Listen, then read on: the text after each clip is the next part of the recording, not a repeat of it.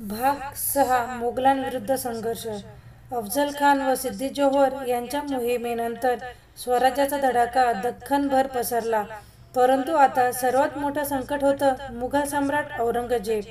तो स्वतःला हिंदुस्थानचा एकमेव अधिपती मानत होता आणि कोणत्याही प्रादेशिक राजाला सहन करत नव्हता. शिवाजी महाराजांच्या वाढत्या सामर्थ्याने आणि अफझल खानासारख्या शत्रूंवर मिळवलेल्या विजयाने औरंगजेबाला धक्का बसला. त्याने ठरवलं शिवाजीला चिरडून टाकायचं. शाहिस्तेखानाचं आगमन. 1660च्या आसपास मुघल सेनेचं नेतृत्व औरंगजेबाचा मामा शाहिस्तेखान याच्या हाती आलं. शाहिस्तेखान हा अनुभवी सेनापती, मोठा फौजफाटा आणि अपार साधन संपत्ती घेऊन आला. त्याचं पहिलं लक्ष होतं पुणे वसवून स्वराज्याच्या हृदयावर आघात करणे. शाहिस्तेखानाने पुणे गाठलं आणि स्वतःचं तळ लाल महालात म्हणजे महाराजांचं बालपणाचं घर बसवलं. ही बाब म्हणजे महाराजांसाठी मोठा अपमान होता. त्यावेळी तो आसपासच्या भागात स्वराज्याची तोडफोड करू लागला. शिवाजी महाराजांची गुप्त योजना. मुघल सैन्य संख्येने आणि शस्त्रसामग्रीने प्रचंड होतं. सरळ युद्ध केल्यास तो पराभव ठरेल हे महाराजांना ठाऊक होतं. म्हणून त्यांनी ठरवलं थेट शाहिस्तेखानावरच धाड टाकायची. योजनेनुसार रात्रीच्या अंधारात महाराज मावळ्यांच्या लहान तुकडीसह पुण्यात शिरले. ते व्यापाऱ्यांच्या वेशात होते. हातात फळांच्या टोपल्या आणि बांबूच्या टोपल्या होत्या. यामध्ये शस्त्र लपवलेली होती. जर ही कथा तुम्हाला आवडली असेल तर लाईक करा, सबस्क्राईब करा. लाल महालातील धाड. 1663च्या एप्रिल महिन्यातील ती रात्र इतिहासात सुवर्णाक्षरांनी कोरली गेली.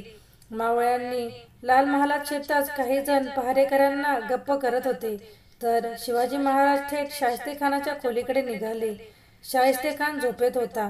महाराजांनी दरवाजा फोडून आत प्रवेश केला. तलवारीच्या एका घावाने शाहिस्तेखानाचा हात जखमी केला. तो घाबरून खिडकीतून उडी मारून पळून गेला. या अचानक हल्ल्याने मुघल छावणीत गोंधळ माजला आणि महाराज सुरक्षित बाहेर पडले. मुघल प्रतिष्ठेवर घाव. शाहिस्तेखानासारख्या मोठ्या सेनापतीवर स्वराज्याच्या मध्यभागी हल्ला करून महाराजांनी मुघल साम्राज्याची प्रतिष्ठाच हादरवली. औरंगजेबाने शाहिस्तेखानाला पदच्युत करून बंगालला बदली केली. हे प्रकरण महाराष्ट्राच्या लोकांच्या मनात अमाप अभिमान निर्माण करून गेलं. सुरतची लूट. मुघलांना आणि आर्थिक व मानसिक धक्का देण्यासाठी महाराजांनी 1664 साली सुरत या समृद्ध व्यापारी शहरावर हल्ला केला. सुरत तेव्हा मुघल साम्राज्याचं एक महत्त्वाचं व्यापार केंद्र होतं, जिथून इंग्रज, पोर्तुगीज, डच व्यापारी व्यवहार करत. मावळ्यांनी सुरतवर जलद हल्ला केला. तेथे असलेले मुघल अधिकारी प्रतिकार करण्याआधीच महाराजांनी 2 दिवसात प्रचंड संपत्ती हस्तगत केली. पण लक्षात घेण्यासारखी गोष्ट म्हणजे महाराजांनी सामान्य लोक, धार्मिक स्थळ आणि निरपराध व्यापाऱ्यांनाही हात लावला नाही. ही लूट शत्रूच्या तिजोरीवर प्रहार होती, दहशत निर्माण करण्यासाठी नव्हे. औरंगजेबाचा संताप. शाहिस्तेखानाच्या हल्ल्याने आणि सुरत लुटीने औरंगजेब संतप्त झाला. त्याने आणखी मोठी फौज पाठवली, पण महाराज नेहमीप्रमाणे गनिमी कावा वापरत मुघलांना चकवत राहिले. मुघल सेना मोठ्या प्रमाणावर गाव जाळत होती, पण महाराजांनी वेगवान हालचाली आणि गुप्त हल्ल्याने त्यांना सतत थकवून टाकलं. शत्रूला एकत्र येऊन मोठं युद्ध लढण्याची संधीच मिळाली नाही.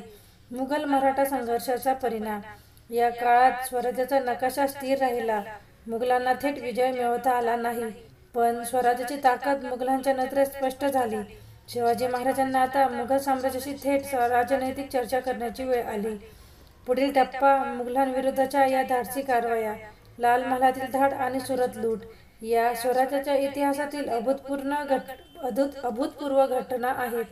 यांनी शिवाजी महाराजांना अपराजित योद्धा आणि रणनीतीचा मास्टर म्हणून ओळख मिळवून दिली. या संघर्षानंतर पुढचा अध्याय होता आग्रा भेट आणि कैदेतून सुटका, ज्यात महाराजांनी औरंगजेबाला त्याच्या दरबारातच धूळ चारली. जर ही कथा तुम्हाला आवडली असेल तर लाईक करा, सबस्क्राईब करा.